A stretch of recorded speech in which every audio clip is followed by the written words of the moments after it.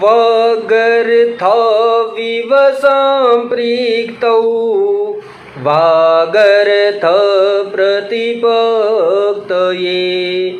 जगतः पितरौ वन्दे पार्वती परमेश्वरौ। प्रिय मित्रों, हर हर महादेव, जय मां अम्बे। भारतीय ज्योतिष संग्रह परिवार में आप लोगों का पुनः हार्दिक स्वागत है। आशा करता हूं कि आप लोग भी कुशल मंगल से होंगे।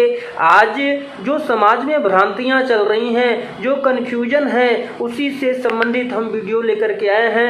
हमारे सनातन धर्म के अंतर्गत, हमारे सनातन धर्म के अनुसार बेल के वृक्ष की अद्भुत महिमा बतलाई गई है।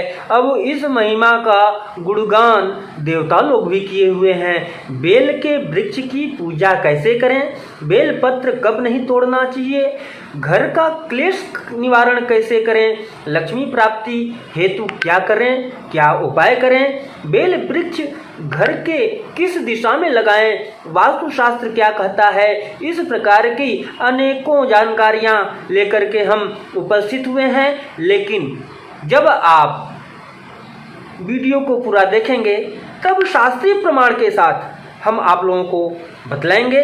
तो आइए विषय को आरंभ करते हैं। तो मित्रों, स्कंद पुराण के अंतर्गत जो माता के पसीने से, माता पार्वती जी के पसीने से जो बिल्व पत्र की, बिल्व वृक्ष की उत्पत्ति हुई है, उसका बहुत ही हमारे जीवन में महत्व है। इस सृष्टि में प्रत्येक प्राणियों के लिए महत्व है।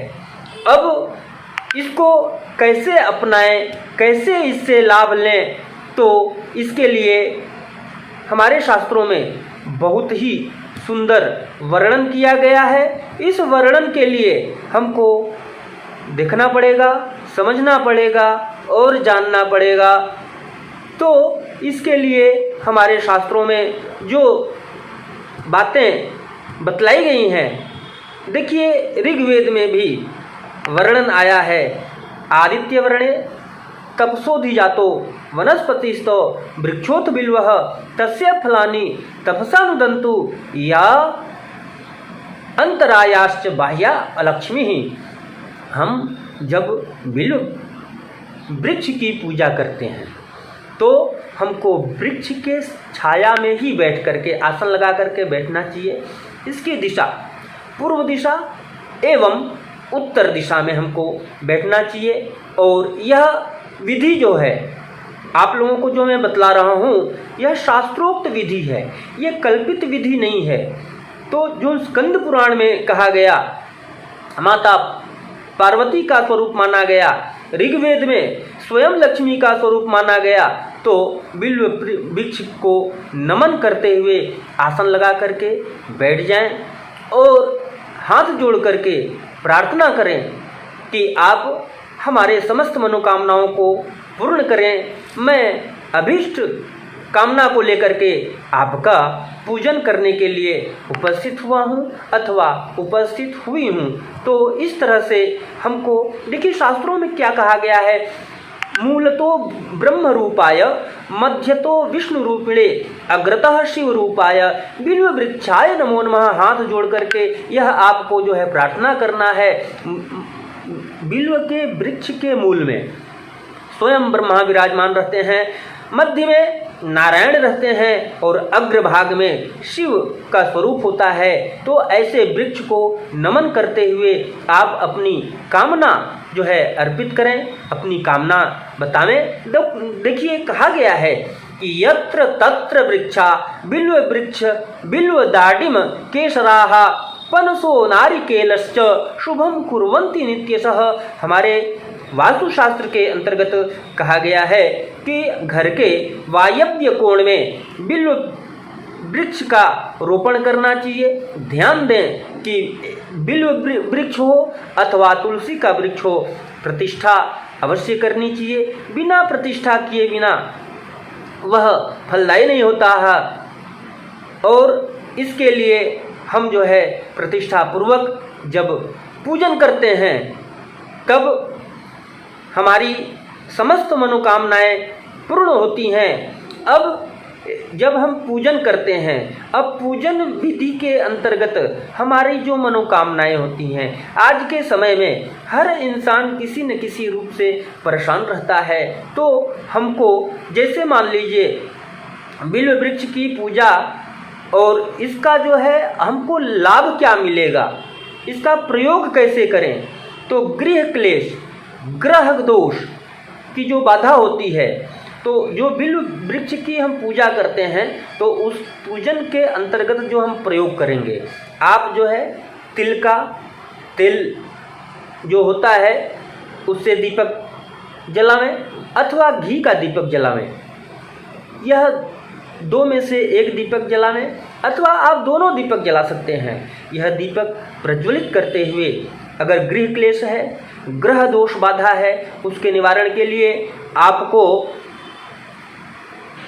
जो कच्चा दूध होता है उस दूध में जो है आप काला तिल डाल लें। काला तिल डाल करके वृक्ष के जड़ में आप जो है उसको अर्पित करें, तो आपके घर के क्लेश, किसी प्रकार के क्लेश हैं, वह नष्ट हो जाएंगे और आपके जन्मांग चक्र में राहु केतु जो दुष्ट ग्रह हैं, जो अशुभ ग्रह हैं, उनकी शांति और उनका सकारात्मक आपके ऊपर प्रभाव जो पड़ेगा जब आप दूध में काला तिल डाल करके जब वृक्ष के जड़ में आप अर्पित करेंगे और हाथ जोड़ करके प्रार्थना करेंगे, तो आपकी मनोकामनाएं पूर्ण होंगी और क्लेश से आप जो है छुटकारा पाएंगे। इसके बाद अब व्यवसाय है, व्यापार है, रुकावट आ रही है व्यवसाय में, आपके कोई भी कार्य सफल नहीं हो रहे हैं, उसके लिए भी आप जो है वृक्ष की पूजन करके आप अपने रुकावटों को दूर कर सकते हैं। और उसी बिल्व वृक्ष के जड़ में आप जो है वही कच्चा दूध में काला तिल डाल करके आप जो है अर्पित करें। आपके व्यापार उत्तरोत्तर वृद्धि की तरफ आगे बढ़ेंगे और मन चाहा अप्राप्त लक्ष्मी आपको प्राप्त होगी, जिससे आप गृहस्थ जीवन से संबंधित महत्वपूर्ण कार्य करने में सफल होंगे। और इसके बाद अब आजकल लोग संतान पक्ष को लेकर के बहुत परेशान रहते हैं।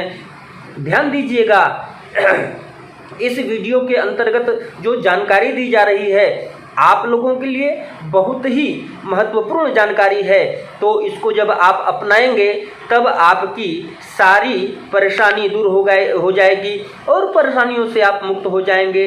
जब संतान की कामना हो तो उसके लिए आपको बिल्व वृक्ष के जड़ में यही कार्य करना चाहिए, तिल के तेल का दीपक जलावें।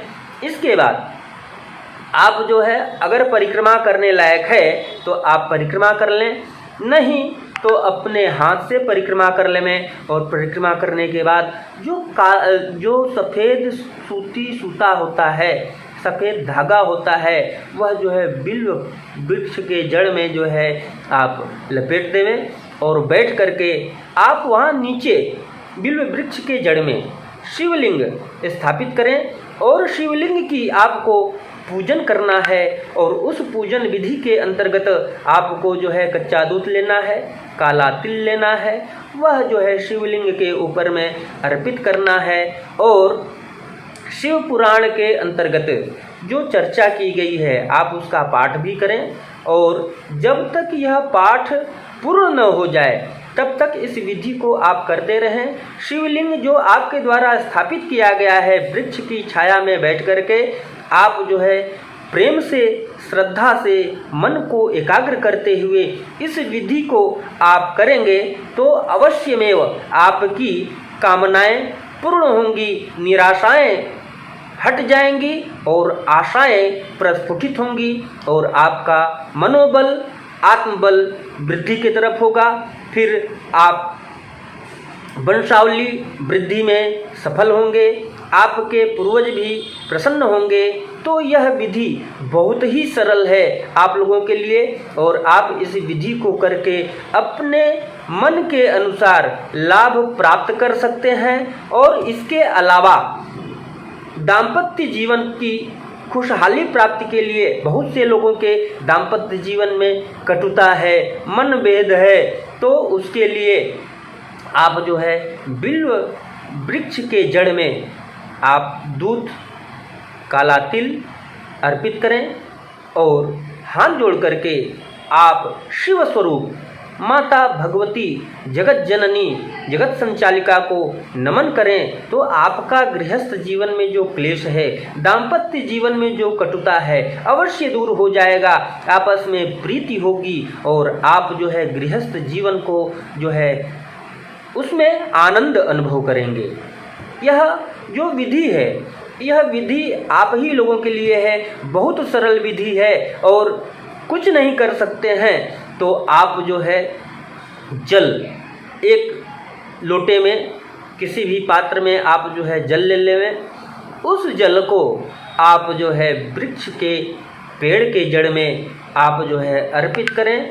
इससे क्या है कि हर तरह से मनोकामनाएं पूर्ण होंगी। देखिए शास्त्रों में कहा गया है कि बिल्व मूले जलैर्यस्तु मूर्धानाम अभिषिंचति स सर्वतीर्थ स्नातः स्यात् स एव भूवि पावनः। यानी कि बिल्व वृक्ष के जड़ में सभी तीर्थों का वास होता है और हमको वहाँ पे जल अर्पित करना चाहिए।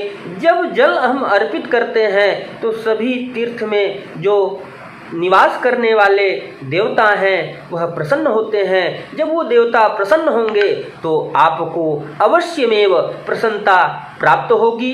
अब यहाँ पे प्रश्न यह उठता है कि हम बिल्व पत्र कब तोड़ें कब न तोड़ें। शिव जी के निमित्त हम जो बिल्व पत्र चढ़ाते हैं उसका जो है क्या विधि है, उसके लिए कहा गया है शास्त्र में, लिंग पुराण के अंतर्गत कहा गया है अमारिक्तासु संक्रांत्या अष्टम्याम इंदुवासरे बिल्वपत्रम न च छिंद्या चे नरकम ब्रजेत। यानी कि कहा गया है शास्त्र में, शास्त्र की मर्यादा को ध्यान में रखते हुए हमको यह अपनाना पड़ेगा कि अमावस्या जो तिथि होती है, रिक्ता तिथि होती है, जो संक्रांति होती है, अष्टमी तिथि होती है और सोमवार का दिन होता है, इस समय हमको बिल्व पत्र को बिल्कुल नहीं तोड़ना चाहिए। और बहुत से लोग क्या करते हैं कि बिल्व का जो है टहनी तोड़ लेते हैं, यह बहुत जो है अपराध माना गया है। ऐसा कभी नहीं करना चाहिए। हमको शिव जी का नाम लेकर के ओम नमः शिवाय तोड़ करके एक एक पत्तों को बिल्व पेड़ से हमको जो है उसको तोड़ना चाहिए और तोड़ने के उपरांत वह शिव जी के लिंग के ऊपर जो है अर्पित करना चाहिए। और एक बहुत सरल उपाय बतलाता हूँ कि आप बिल्वपत्र के साथ जब उसमें थोड़ा सा मधु लगा करके शिव जी के ऊपर अर्पित करते हैं तो आपके संपूर्ण जीवन में मधुरता बनी रहती है। उस मधुरता का आप आनंद लेते हैं। और वैसे तो कहा गया है कि सावन का महीना हो, माघ का महीना हो, तो यह सब जो महीने हैं यह शिव जी के विशेष हैं। और आप जो है यह कार्य अपने जीवन को उत्तरोत्तर वृद्धि करने के लिए और अपने जीवन को सकारात्मक करने के लिए, आध्यात्मिक बल प्राप्त करने के लिए आप जो यह प्रयोग करते हुए आप जो है चतुर्दिक विकास कर सकते हैं। आशा करता हूँ कि यह वीडियो आप लोगों के लिए लाभप्रद होगा, तो आप वीडियो को लाइक करें और कमेंट करके बतलावें कि आपको यह जानकारी कैसी लगी। जो भी नए सज्जन पधारे हुए हैं, जो चैनल से नहीं जुड़े हुए हैं, आप जो है इस चैनल को सब्सक्राइब कर लेवें, लाइक कर लेवें, अपने इष्ट मित्रों को, अपने समाज में, अपने परिवार में अधिक से अधिक लोगों को शेयर करते हुए आप जो है उनको क्या करें, उनको भी आप जो है बतावें, उनको भी मोटिवेट करें, उनको भी अपने संस्कृति के बारे में जानकारी दें। अपने पुराणों के बारे में जानकारी दें, जैसे कि आप लोगों को प्रामाणिक तथ्य लेकर के जानकारियां दी जाती हैं। इसी तरह से अनेकों वीडियो चैनल पे पड़ा हुआ है, आप जो है प्लेलिस्ट में जा कर के अनेकों प्रकार की जानकारी प्राप्त कर सकते हैं और जानकारी प्राप्त करते हुए आप घर में परिवार में उपयोग करते हुए आप अपने जीवन में जो अंधकार है उसको प्रकाशित कर सकते हैं, क्योंकि कर्म आपको करना है और फल प्रकृति को देना है। जब आप कर्म करेंगे तो प्रकृति अवश्यमेव आपके अनुसार सकारात्मक ऊर्जा प्रदान करेगी। जब सकारात्मक ऊर्जा आपके पास रहेगी तो आप जो है किसी भी क्षेत्र में सफलता की तरफ अग्रसर रहेंगे। तो मित्रों, आज के वीडियो में इतना ही। इसी तरह से हम दिव्य जानकारियों को लेकर के उपस्थित होंगे। तो आज के लिए इतना ही। तब तक के लिए हर हर महादेव, जय मां अम्बे।